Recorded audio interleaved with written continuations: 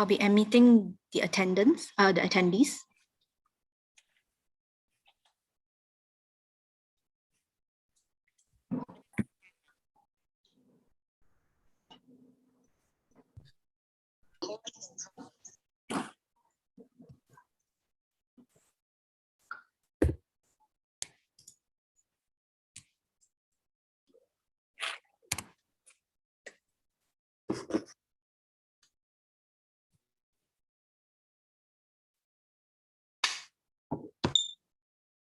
Attendees are in. Jessie, you may start. Okay. Officially, good morning and welcome to this session. Today, we're going to talk about how to break into finance, tech, and digital transformation using your master's degree. Now, what we're going to do today is we're going to dive right in. We've got three amazing panelists. We have Kirtana from Philips, we have Siva from Standard Chartered, and we have Chenmin from ByteDance. What we're going to do is I'm going to talk a little bit about my journey, and hopefully some of those insights could be inspiring for you. And then we will introduce the three panelists and we will have a quick chat with them. We will find out a little bit about them, what were some of the challenges that they faced when they were applying for jobs in tech, finance, and digital transformation. And finally, we're going to look at what were some of their experiences during the job. And at the end of it, they're going to share with you some of their insights and share some advice. So hopefully by the end of this session, you'll have a whole host of nuggets of information that you can use to break into the industries. So today, let me start with introducing myself. My name is Jesse Barth. I've been in the consulting industry for about 20 years. Prior to that, I was in telecommunications, billing, and IT. And more recently, I am in venture capital with Vickers Venture Partners. Now, this seems to be a journey that I've taken that has gone through many ups and downs, through many industries. And I want to share with you some of my key insights that I've taken away from two particular groups. One group would be the talent and hiring managers, who I work very closely with in my consulting work. And secondly, some of the insights that I've gained being in the venture capital industry, working with some of the smartest people around in portfolio companies as well as within my company. So if we were to take a big step back and really have a think about hiring managers, talent management folks in the digital transformation, in tech, and in finance, some of the key things that they will be thinking about would be fit, can you do the job, and will you do the job? So these are the three things you have to keep at the back of your mind, because that's what they keep at the back of their mind. So always keep that in mind. Now, what I wanted to share with you is that, look, to be honest, we are in a highly competitive world right now. We are competing with practically everyone across the world. You have to stand out to make a difference. So these jobs in tech, digital transformation, and finance, they are some of the most highly sought after jobs in the world. So it's going to be a difficult path to get there, but today we're going to show you how, using your master's degree and some insights from Kirtana, Siva, and Min, how we can actually break into that industry. Now, what I'd like to share with you is this. From my years of experience and what I found really truly works are three things. One, a healthy dose of curiosity. Secondly, it would be needing to add value. And thirdly, it would be to fail fast. Now, what do I mean by this? Now, let's look at curiosity. If you're looking at getting a job in any industry, the first thing you've got to build up is your sense of curiosity. And I don't mean curiosity just from a point of what's happening in this industry, what's some of the biggest trends in that industry. What I mean is going a little bit deeper. Let's say, for example, you are really interested in a tech industry, in a tech job. What I'd like you to do is start thinking about things not from your perspective, but from their perspective, the tech industry. Think about what are some of the biggest challenges that tech industry or that company actually face, and then start thinking about what are some ways that you can help alleviate those challenges. So firstly, by being more curious, what that means is you've got to listen a bit more attentively and actively without needing to respond. But most importantly, you've got to ask the right questions as well. So by listening attentively and asking the right questions, it's one of the greatest ways that I found to actually help you be more curious about other industries and most importantly, people. Because at the end of the day, who sits behind these companies are people. And people are who you're going to interact with all the time. So be curious. That's step number one.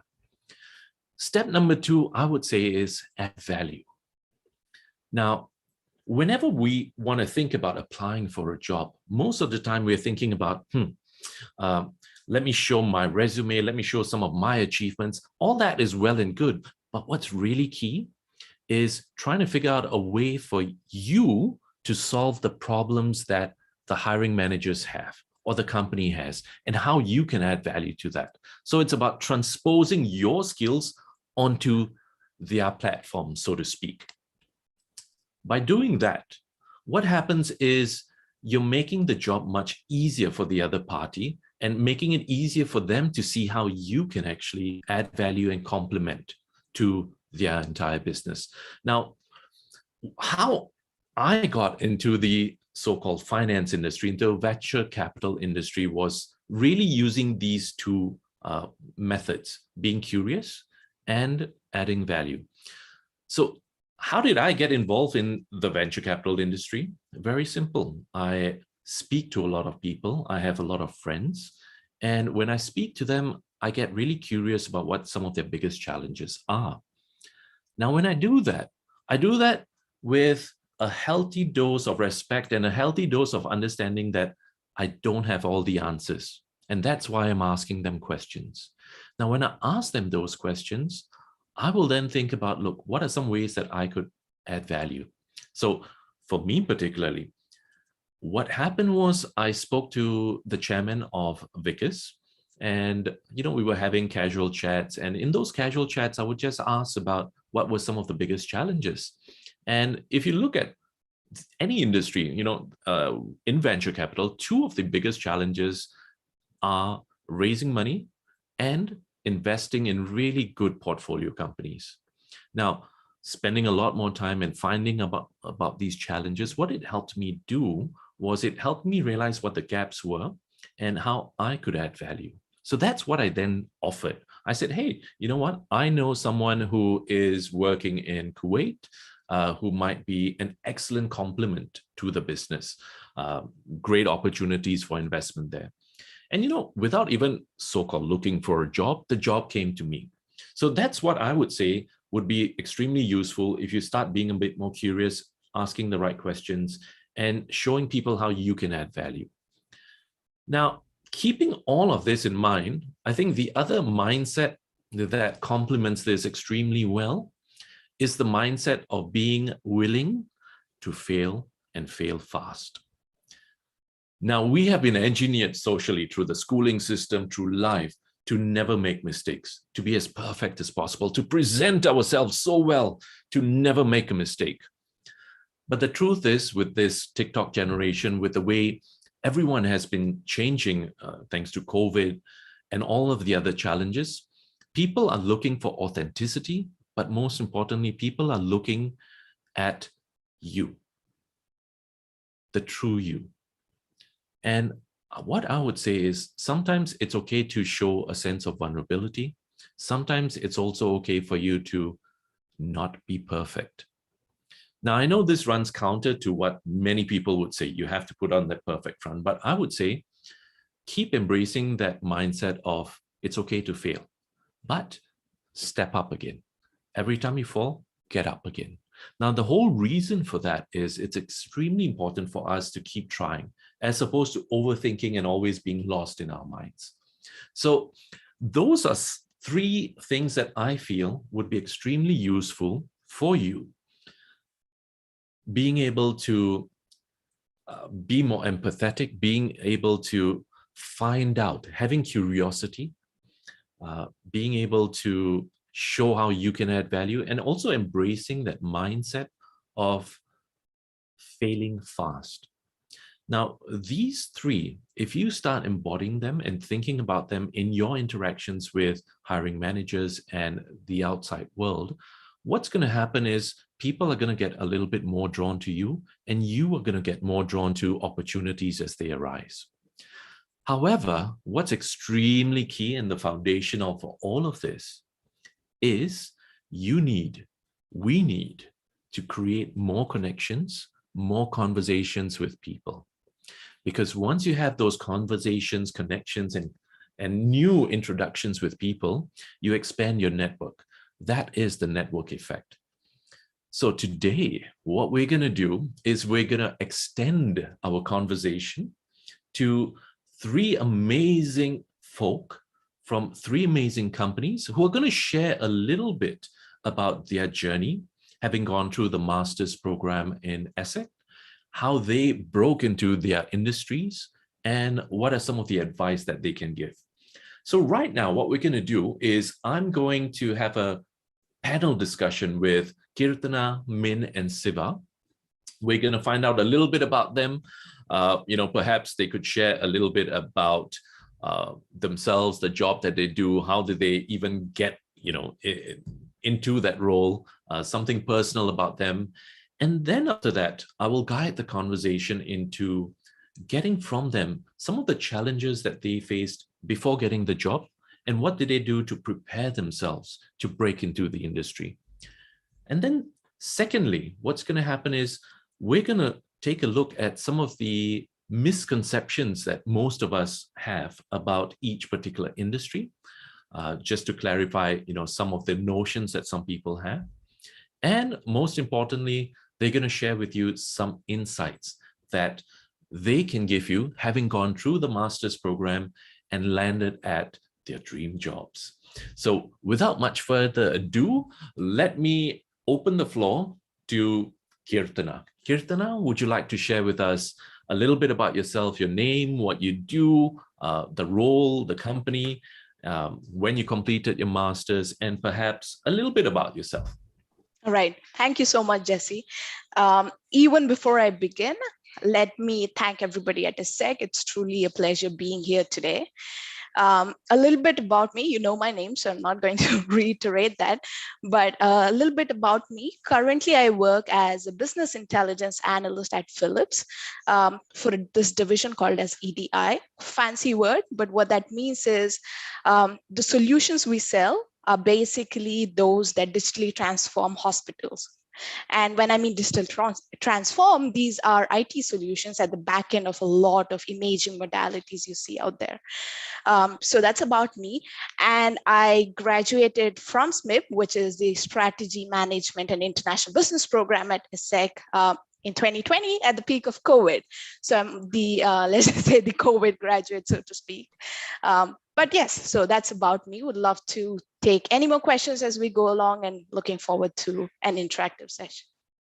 Lovely. Thank you so much, Kirtana. Chenmin, would you like to share a little bit about yourself, the role that you're doing for the company, and when you graduated from ESSEC Masters? Sure.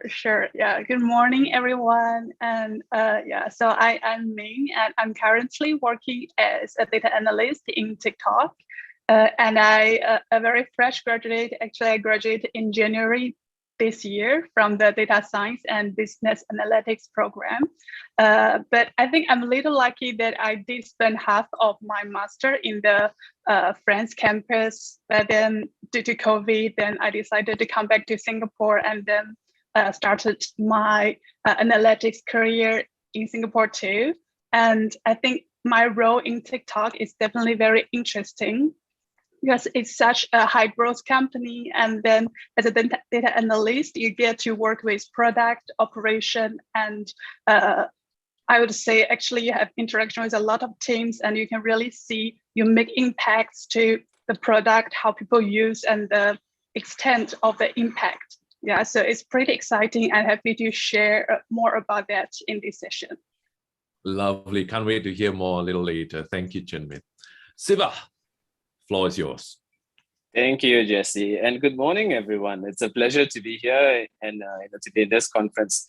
So as Jesse mentioned, I'm Siva and I work with Standard Chartered. I'm in the capital markets team within financial markets. Now, unlike my two other wonderful hosts, panelists, I would say, I'm more in a traditional industry, as a big bank. And what we do is we do structuring solutions, leverage solutions for companies. I do most of the structuring work, and these are traditional deals where you can go onto a stock exchange and buy these deals, right? So that's my role in a nutshell. Happy to go into more details later. But I would say in my role, so amongst the three panelists, I'm also the oldest. So I graduated in 2018, I believe. Yes, 2018, that's right. And I've been in my job for about 3 and a bit years now. So it's been quite a journey. And I can tell you exactly how my master's came into play in terms of helping me in my day-to-day role, how much of a benefit in addition, it has given me a competitive edge, I would say, ahead of all my colleagues. So in a nutshell, I would say I come from a more established bank, with a lot of people want to join the masters to get into a good bank, to a finance role. I do know the lure of fintech today, it's very attractive. So we do need to keep that in consideration as well. But if you would like to, join a bank and, go through the entire process, you can hit a chat up with me later and we can get the details. Over to you, Jesse.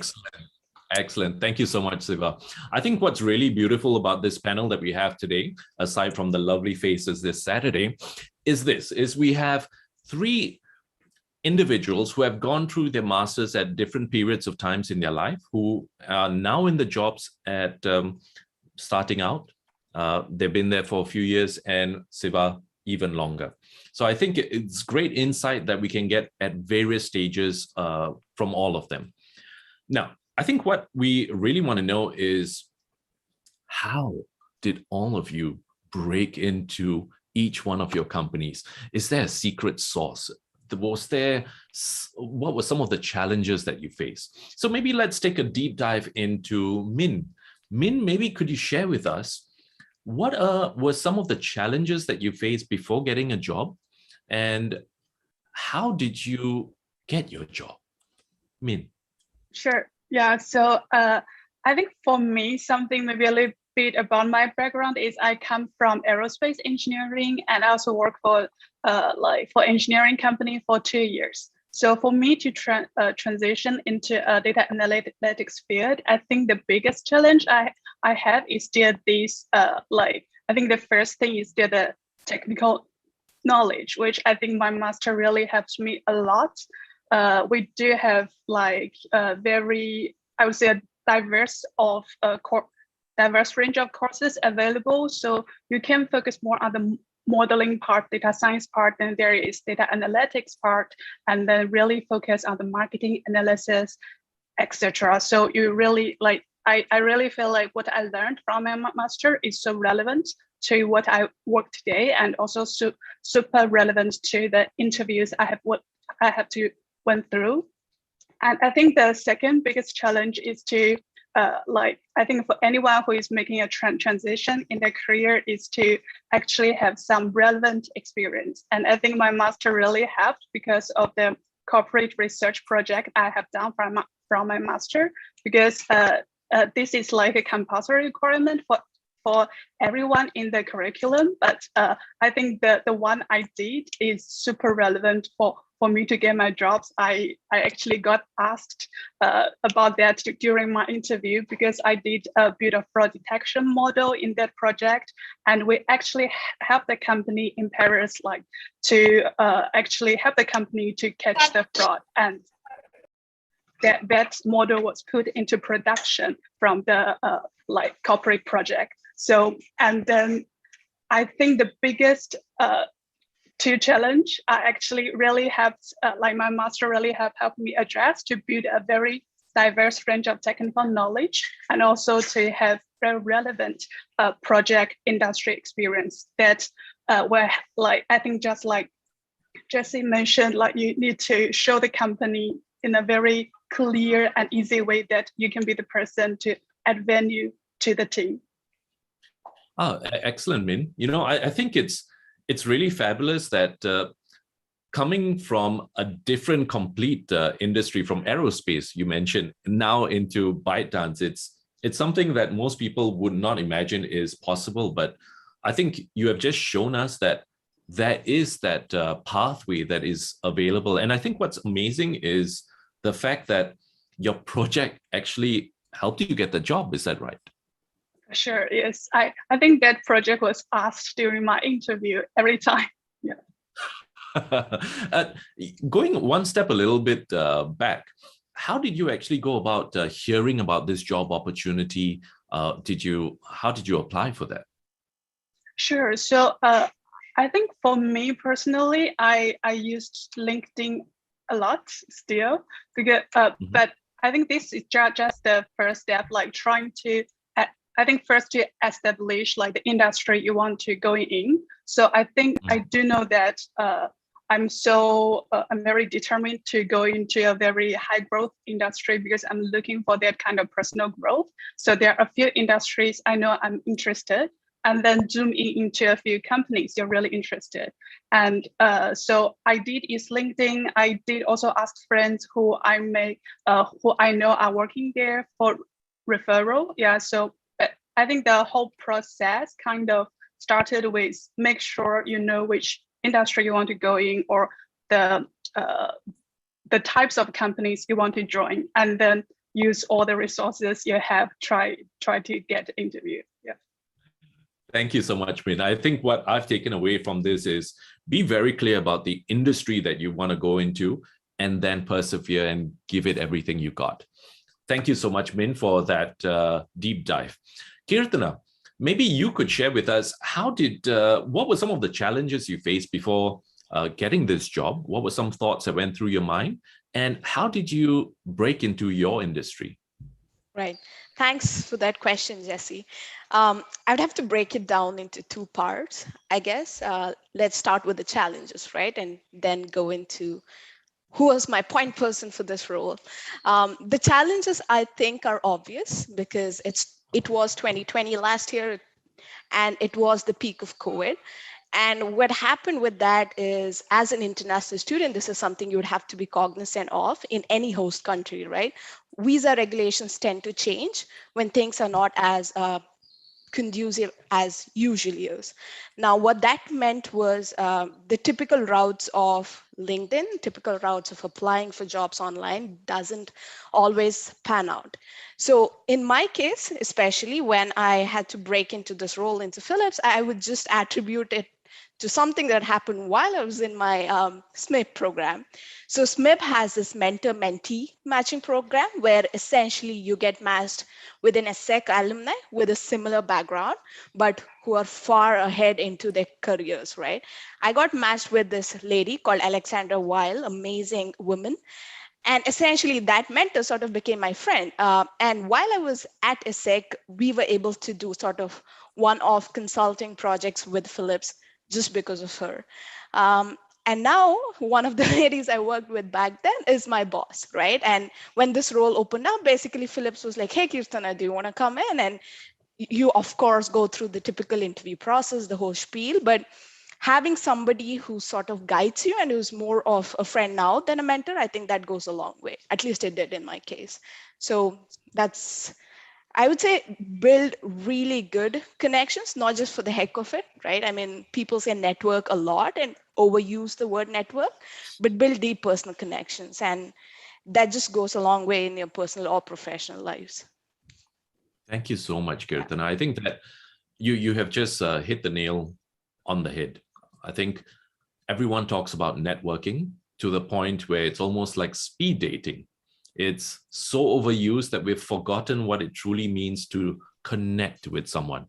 And I think in your case, you've married two concepts very beautifully. One was the concept of networking and connecting with someone. So in the case of having that mentor-mentee relationship during your master's program, I think it's so lovely to hear that there is that option as well. And that's what a lot of the students actually get.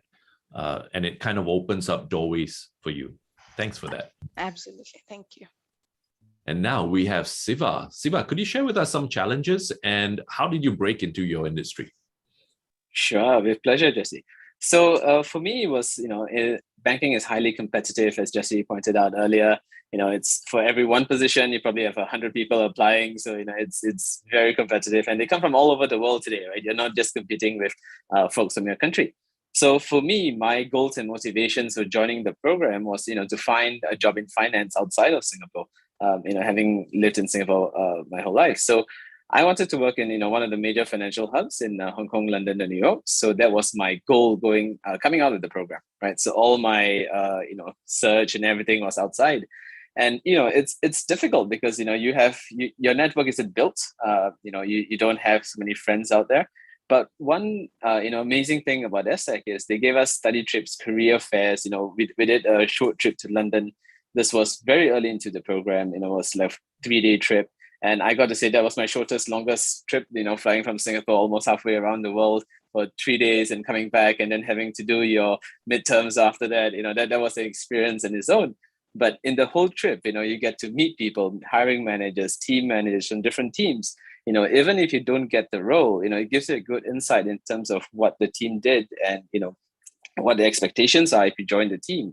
And that over time, speaking to more people and, as you go on with your program, the program is so rigorous. It puts in so many keywords into your brain that, after a while, by the 10th person you're speaking to, you can already speak their lingo. You know what they're talking about. You're not staring at stars.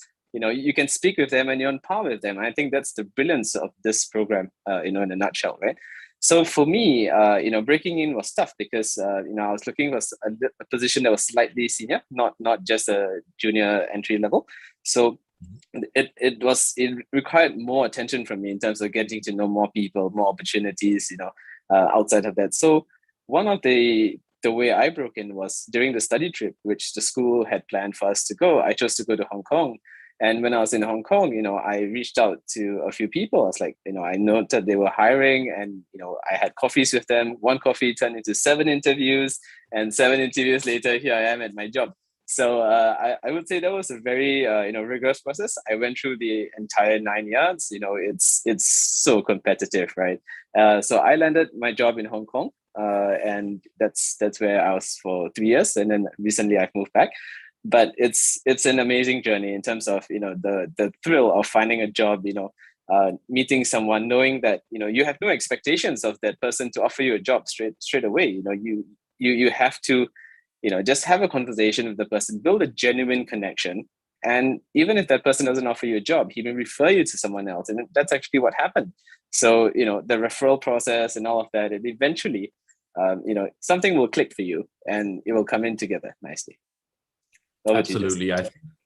I think what you've just shared is such a key information as well, because it's beautiful to hear how connections open doors for you. And what I really took away from that was the power of a sincere connection and engagement with someone. And the beautiful thing about being human and interacting with other humans is that a lot of times people can tell if you have an agenda.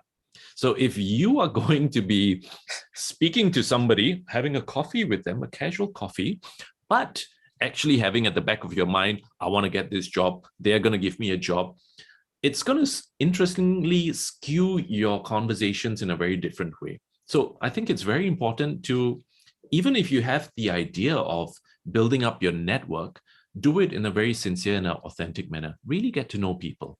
That there's more to them than just the job.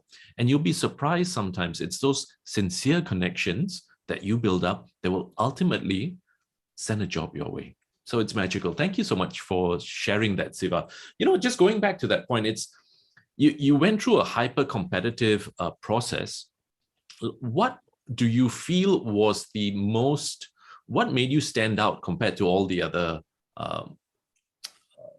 interviewees? Sure.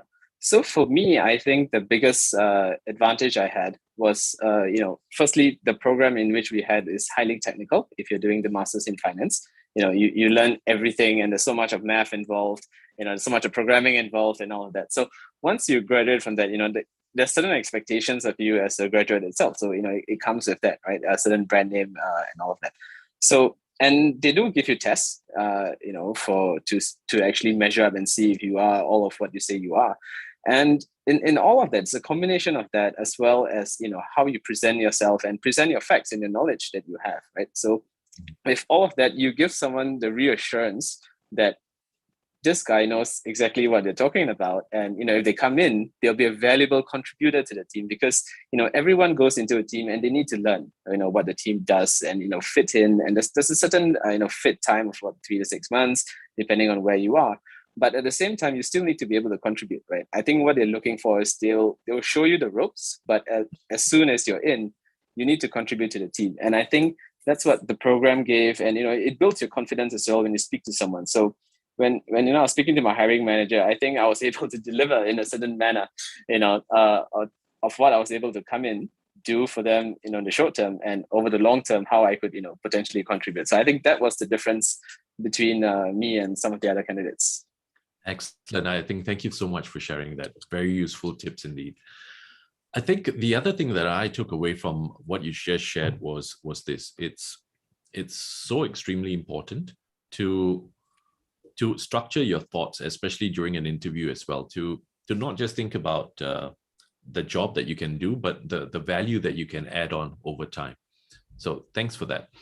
Now that we've had a chance to really go a little bit into the past and think about, what were some of the challenges that our 3 panelists went through before getting their job and how they broke into the industry, I think this will be a good time to talk about what was the experience like when they actually got their job and they started working.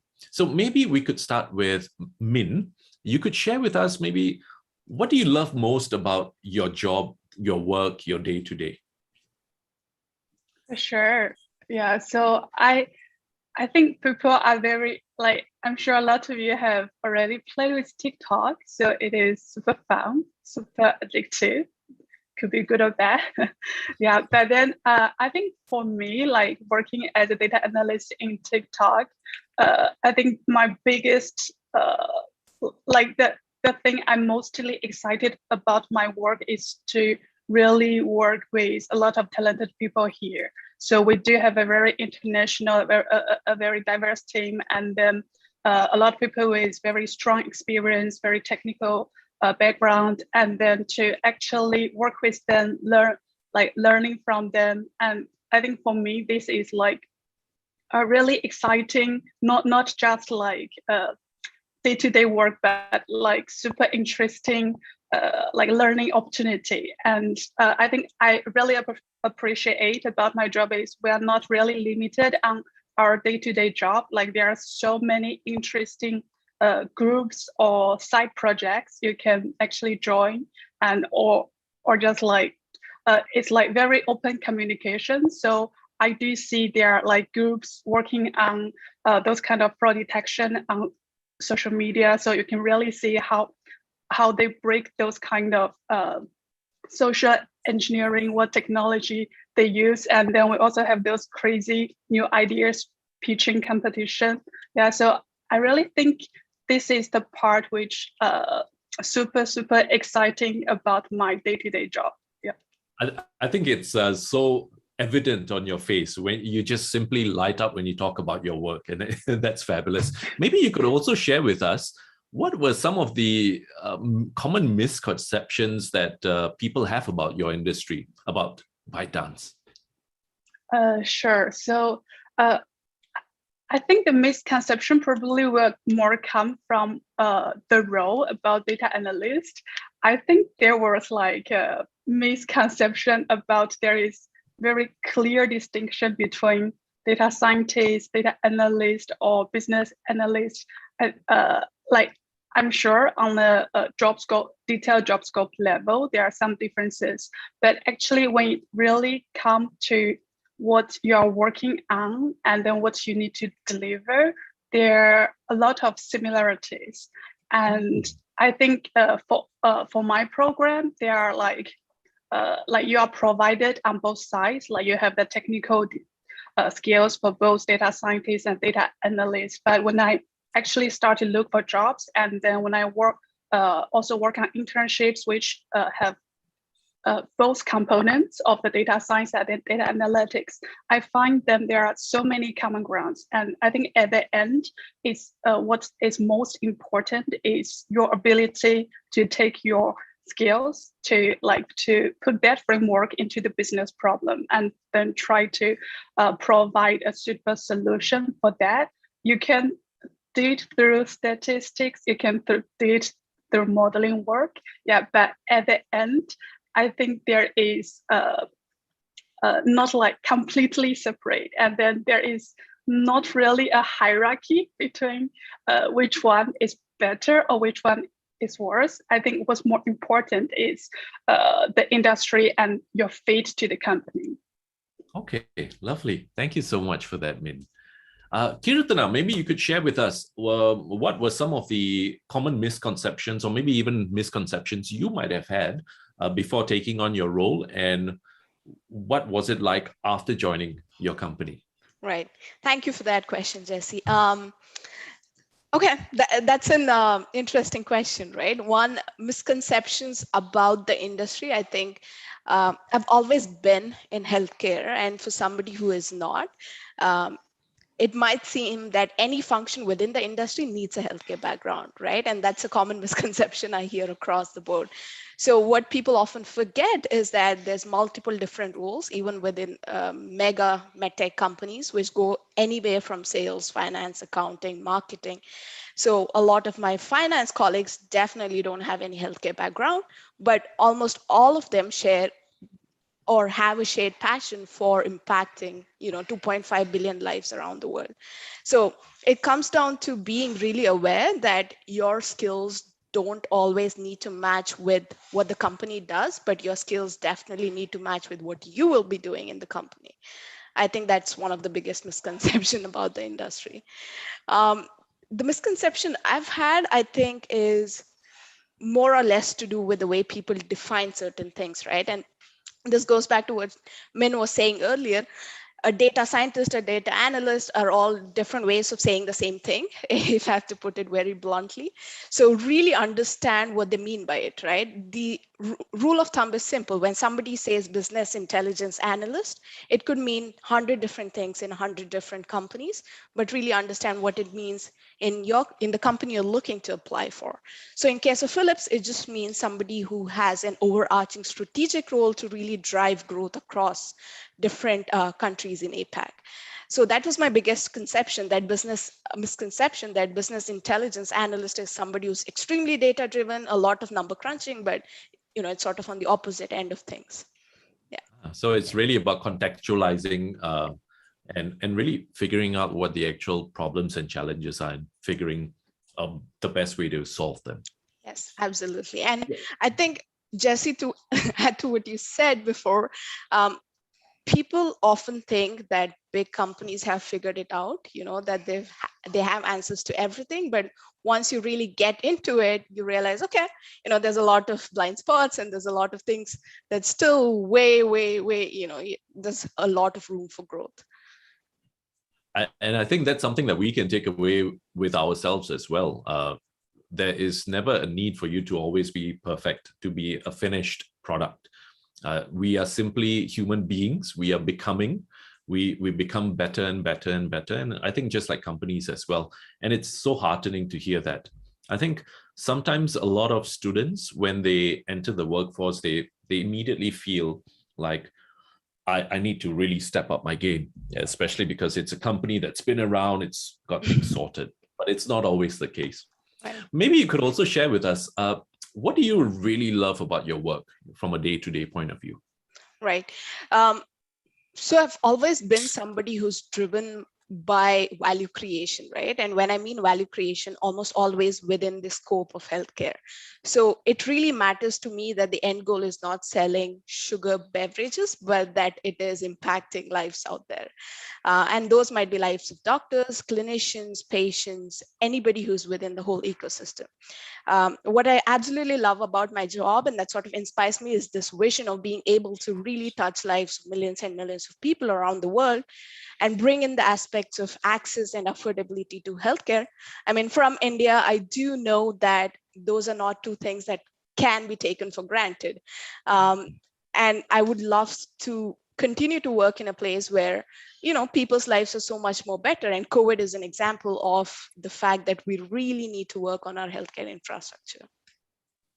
Excellent. Thank you. It's so meaningful, the work that you do. And I think it's easy to get it to align to a deeper purpose of yours. Thanks for sharing. Thank you. Now, before we go on to Siva and trying to figure out what are some of the things that drives him at work, I just want to check in with everyone who's listening in right now. If you have questions that are coming up, do hit them up in the chat. We will be taking questions at 12 o'clock for about 10 minutes.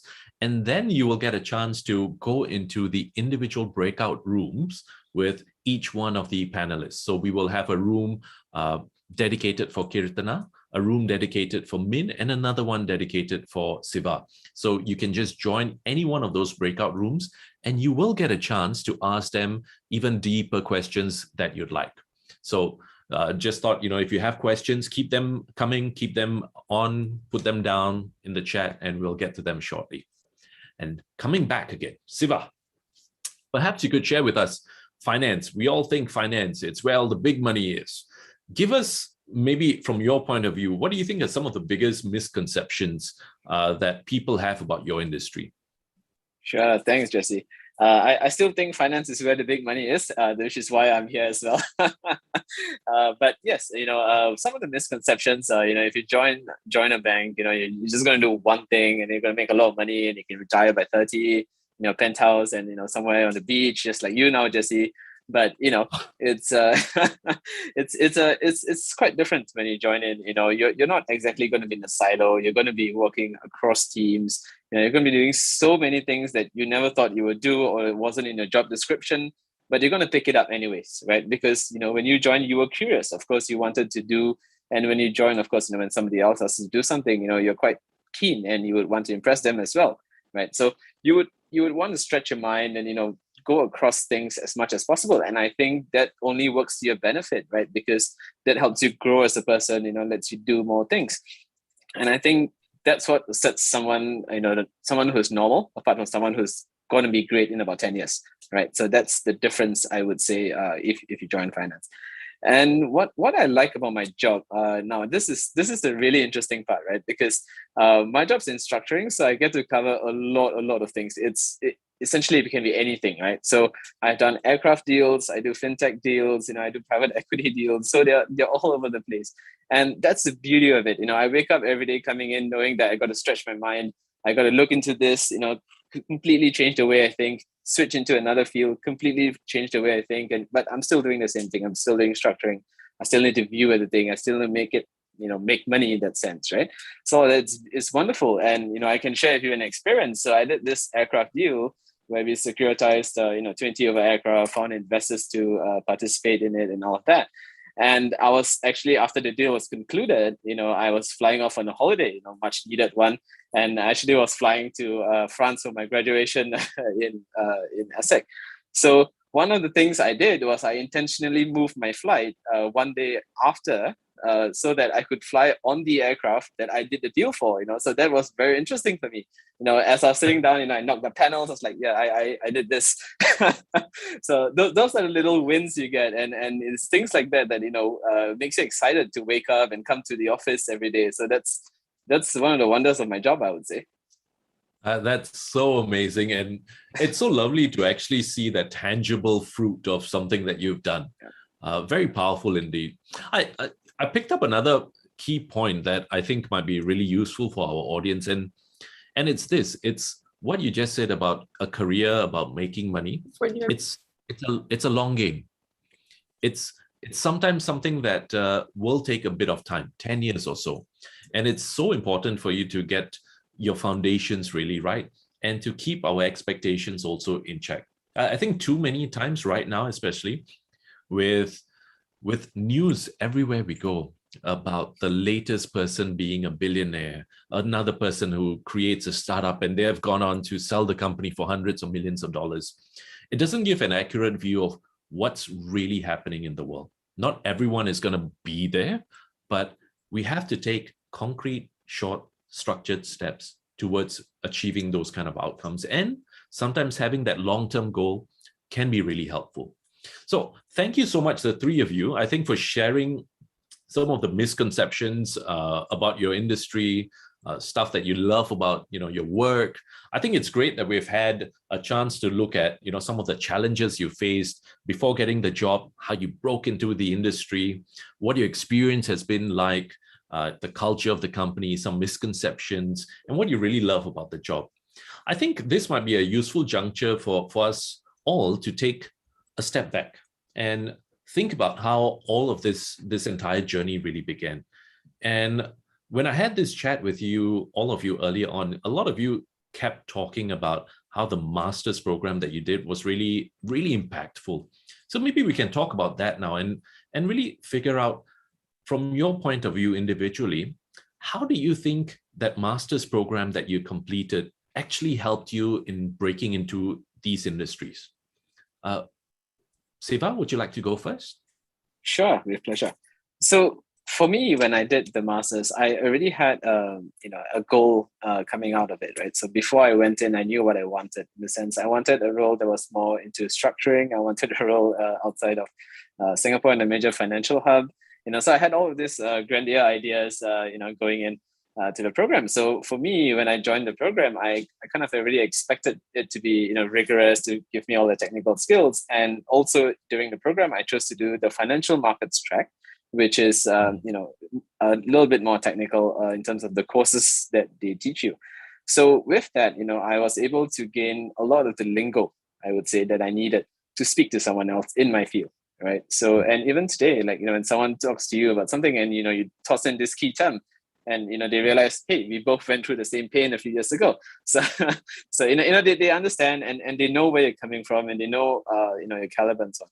So I would say that's the important thing, right? That's the key. And, of course, within a bank, it's huge, right? There's so many divisions and whatnot, but, there's certain key aspects across all of them that, everyone has, what we call the foundation blocks, right? Everyone needs to know the bare minimum.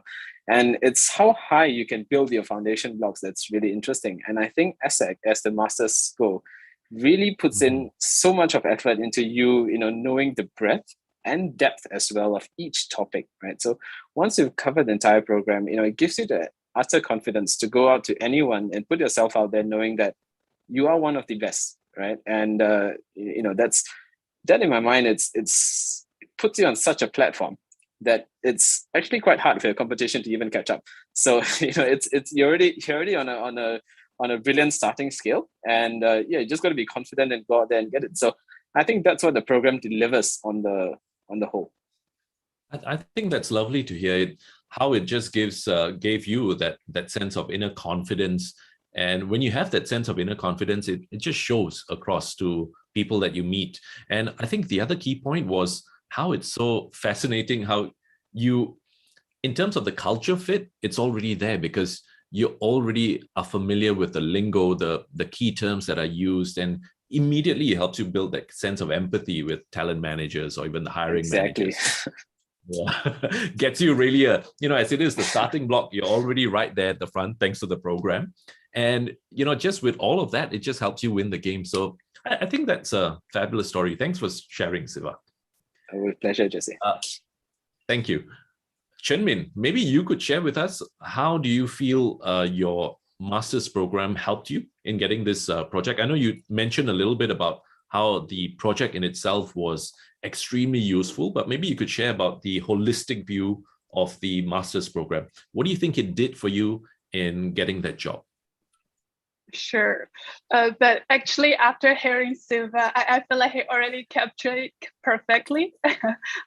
I couldn't think something else to add, but maybe just a little bit more is to something I really enjoy about my program is the project. So we for almost every course, we do have quite a few projects to work on. And I think those are like the simulations to the real interview and to the real work problems you would solve as a data analyst. Because usually you are not asked to do certain stuff. You're throwaways like a business problem, and then you do have some context, and then what you need to do is really coming from scratch. How do you want to, like, what is your angle to look at the problem?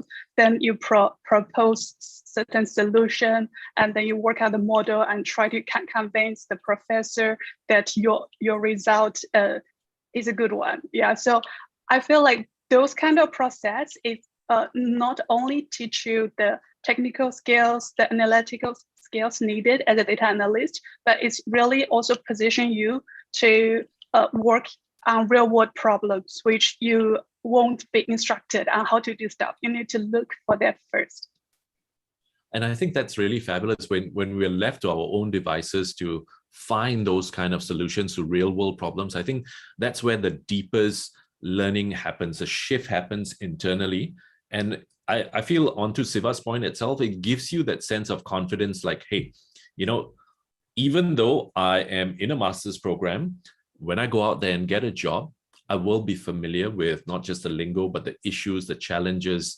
And because I've looked at problems from a very structural, strategically way, I can then solve them for others as well. So again, it seems to go back on, you know, giving you that strong, solid foundation. Thanks a lot, Min. And Kirtana, maybe you could share with us your point of view on the master's program. How did it help you? What was the holistic program like? Sure, definitely, Jesse. I think I'm going to go on a different tangent than both Siva and Shenmin, because this was my second master's. So my priorities were definitely way different, I'm guessing. I was looking to move back into Asia. I was also looking to make a career transition from more patient-facing roles into business roles within healthcare. Now, I know for a fact that most of my cohort within SMIB were in sort of the same boat, right? Most of them were 1 or 2 years into their early careers, were looking to break into managerial roles, and were looking to explore working in Asia. Now, given that was the context, I think the SMIP program, especially in the APAC campus, offers you a breadth of concepts that's entrenched with Asian values, entrenched with a way of working in Asia, and also the most relevant topics, right? So in terms of tangible things we learned, it was one, navigating cultural nuances while working on complex problems. 2 was being able to work remotely with teams, stay motivated, and really make that deliverable happen. 3rd one was just the kind of support you do get from folks within the ESSEC campus, right? And that could just be support in terms of career phase. That could be support in terms of even simple things like, hey, counseling about how do I brush up my resume? How do I make the most of my application? Or I have a consulting project. How do I, give a good go at it? So most of those things are part of the package apart from the actual course and actual project itself. So I think that's, from my point of view, that's what makes the master's program more valuable than a lot of others out there. It really seems like it's given you that holistic, comprehensive team almost that's at your beck and call to, in a sense, really just help you get the job of your dreams. Right. It's fabulous to hear. Yeah. Now, thank you so much for that. I think it's so nice that you are where you are right now. Let's take a moment to look at the entire journey you've taken so far. And maybe what you can do is, I want you to imagine that you are now talking to your younger self, who is perhaps thinking about doing a master's program or not. What would be some advice that you would give to your younger self? Any one of you, I'll leave this, any one of you can answer this first. I'll probably take a stab at it just because I love this question. But let's just say what I would want to say to my younger self is, look at all dimensions of what it means to do a master's program, right? Does it make sense for you to do it from your career point of view? Does it really bring value to it? Does it make sense for you from a financial point of view? Can you afford to actually do that master's program and make sure it puts you into a better place for earning more, like Siva said, which is definitely one of the goals for a lot of people, and it should be. 3rd, does it really make sense from a growth perspective, not just professionally, but is it something that will add personal growth to you? You know, being in a different atmosphere, being able to even just speak with different people, really understand and empathize their experiences. That's the kind of personal growth I'm talking about. And finally, just autonomy. I think that's a big part of being an immigrant or an international student in any country, right? You need to figure out everything from how to pay your house bills, telephone bills, to how to actually make it to school on time, and how do you manage your projects, and how do you have fun on weekends. I mean, it's the whole spectrum, so to speak. But yeah, I think my advice would be to really look into all dimensions and see if it makes sense for you. It may not for everybody, but if it does, just go for it. Amazing, amazing. Thank you so much, Kirtana. Siva, Chanmin, would you like to chime in? Yeah, Sure. Go ahead, Min. Oh, sure. Yeah, so I think my answer would just be a very quick one, because I do feel like if I'm looking back and then thinking some advice I would give to myself, I feel like I think first, I know I will still make the same decision. I think it's a great master, and it's a great decision to actually change my career direction. But I think the only advice I would give is just to enjoy the time more, because it's so precious to have this master program time, which you get to interact with so many brilliant people, and then all of you share the same passion. You're already in the same program and you want a similar career change. So I really feel like if I'm looking back, and also to anybody who is going to start the program or thinking about to start the program, I think it's a really good option if you want to change to data science or analytics career, and then just enjoy the time in the master. Like, it's going to be a little bit uncomfortable to go through all those change and very intensive program, but I think you will really enjoy it after you have completed, and also get the job you want, get the career direction you want to go to. Excellent. I think it's so important advice. Enjoy the journey as well. And how about you, Siva? Sure. Thanks, ladies, for going ahead. For me, I would say, if I had to look at my younger self, I'll say I'd do it sooner. You don't have to wait that long. Just do it sooner, because the edge that it gives you, it propels you forward in your career. I think that will tell my younger self. And to Min's point, to enjoy the journey. I wish I had done that as well. It was very rigorous, so it was very challenging. Even if I had to look back today, I don't know how I could have enjoyed it a little bit more. But it's a fantastic program, and I would tell myself, just go for it whilst you're still very much younger. It gives you the edge to start your career earlier, to start everything earlier, because you can start the program being a little bit unsure of what you want to do. It's fine to start that, right? We're all not the complete product, but through the program in itself, you start to realize where you excel in, where you don't, what naturally keeps you awake, right? There's some modules that you do that, you're just going to wake up and want to do it, and the others that just struggling and dragging your feet along. So that in itself will give you guidance in terms of what you want to do, and that's what I'll tell myself. Excellent. Do it sooner. Now, let's maybe wrap up this panel discussion by perhaps sharing some wise words to all the listeners out there. Anyone who's watching this, listening to this, who might be at a juncture where they're thinking about going into a master's program. Any advice you have for them? Any one of you? Sure, maybe I can take this one first, Jesse. So in terms of a master's, I think you need to really know what you want to do, right? It's key to form your goals before you start, because every master's is going to be demanding, regardless of which school you take, which program you take. It's going to be an element of difficulty there. You need to sustain your interest and all that, and that kind of guides your next 5 to 10 years of your life, right? So you need to be a little bit sure that you want to do this, and if you want to do this, then I would say definitely consider which program you want to do, so that can give you the leg up, right? I would say that's very important. And doing a master's is a huge commitment, financially, emotionally, across the board, right? Intellectually, you've got to stretch your mind all over again if you've not been in school in an academic environment for a while. So I would say it's a lot of commitment, but if you are willing to take the leap, it could be very worth it. Excellent. Thank you for those wise words. Min, would you like to chime in? Sure. Yeah. So when I think about maybe the advice I give to those people who are considering, I do feel like just copying Siva's was like try to be very sure you want to go into that field. But then what I was also thinking is like after you have finished after you have went through the program, I'm more thinking about the interview process and get the dream job you want.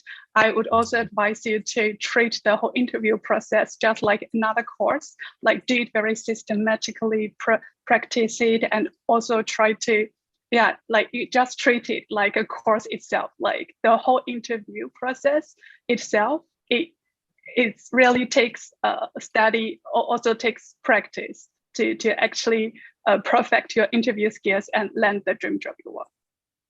Lovely. Thank you so much. Kirtana. Right. I'm going to make it quick, right? And it comes down to don't be afraid to ask questions. And those questions might be all the questions that both Siva and Shenmin said, right? Why do I want to do it? How can I get the right kind of help?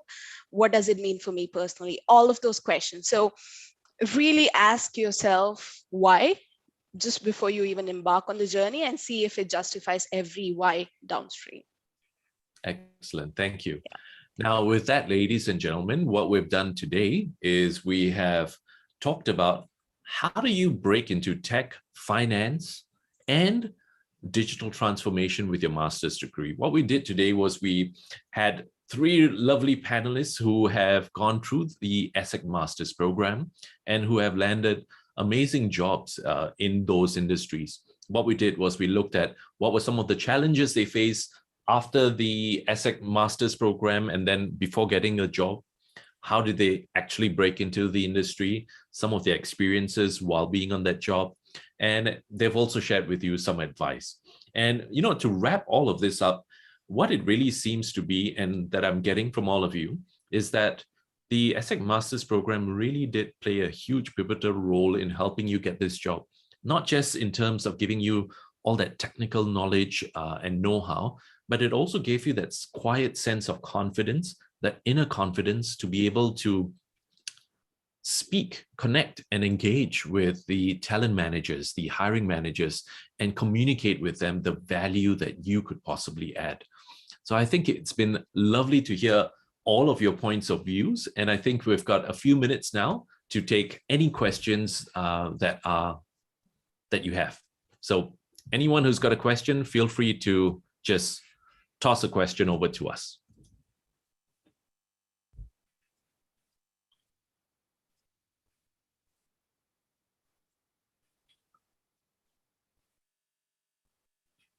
Okay, I've got one question here, maybe for Siva.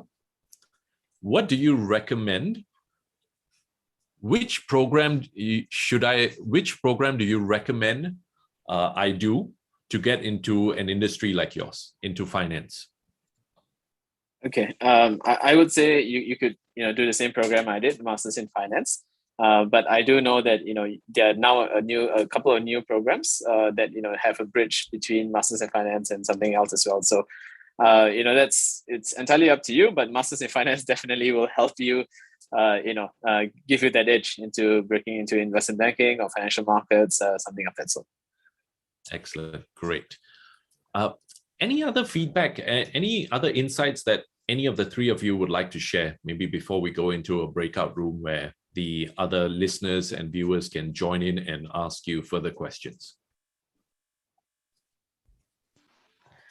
Right, so maybe just a quick overview of what SMIB means, because I keep referring it to as SMIB. So SMIB is the Strategy Management International Business Program. Again, to simplify it, it just means a subject which will teach you everything from a little bit of finance, a little bit of management, a little bit of cultural context. So it's the whole management, unlike I would say the master's in finance, which is very focused. This is very broad in the sense of being able to get a flavor for different business topics. So this was one of my big challenges. Jesse was just figuring out what the hell SMIB meant. And I'm glad I did before I got into the program. So just a tidbit out there. Lovely. Now, let me perhaps ask the three of you, anyone can answer this. What kind of additional support did you get from the ESSEC team in helping you get that job?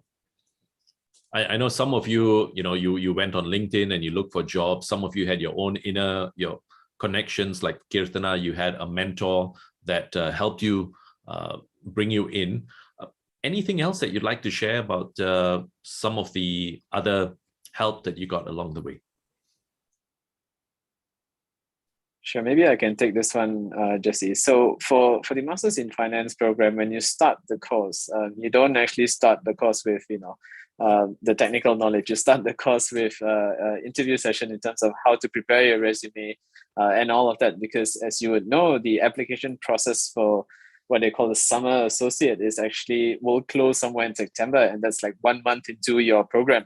Right, so they will start off by teaching you how to write your resume, how to answer questions on banks' websites and all of that. Right, they'll give you sample answers and the whole 9 yards in that sense. So that's the first step that comes in.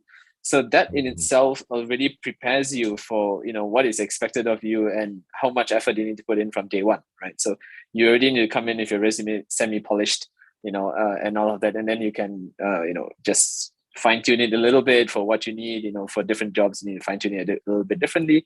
So from day one, you have an instructor coming in, they're very successful, they have guided so many of our alumni to, their dream jobs in their dream companies, and that is a tested and proven method to get it.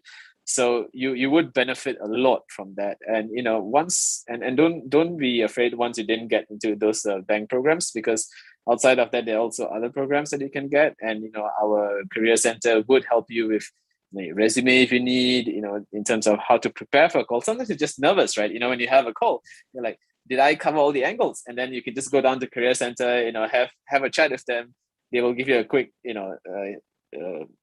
they'll look at you, they'll have a feel for you, right? And tell you, okay, maybe you need to focus on this, focus on that, and then you'll be good. It's so reassuring to have that that whole team out there that's rooting for you and that's doing everything they can to just help you achieve those goals. So heartening to hear that.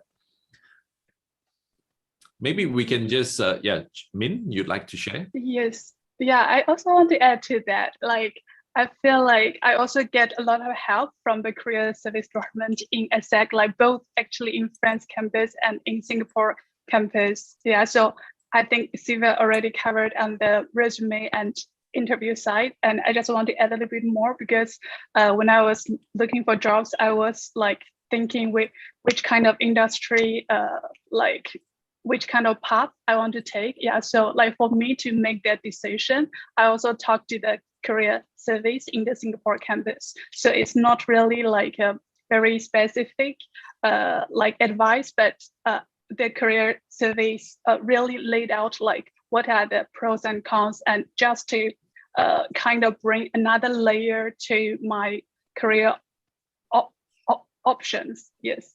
Yeah. And then another thing I would also find very interesting is I actually also talked to my professor about my interview questions.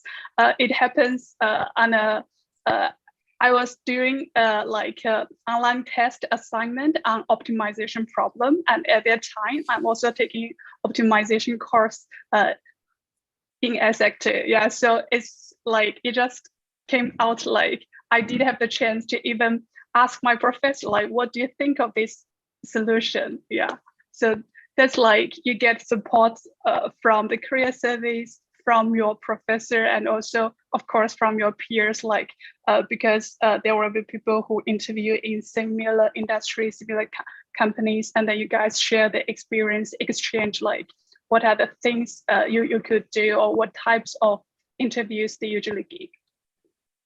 Excellent. Thank you so much for sharing, Min.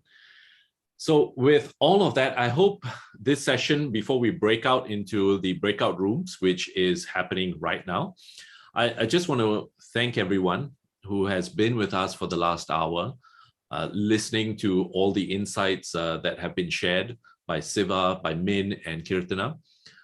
Feel free now to go into the breakout rooms and you can ask any question that you'd like to get it from their perspective.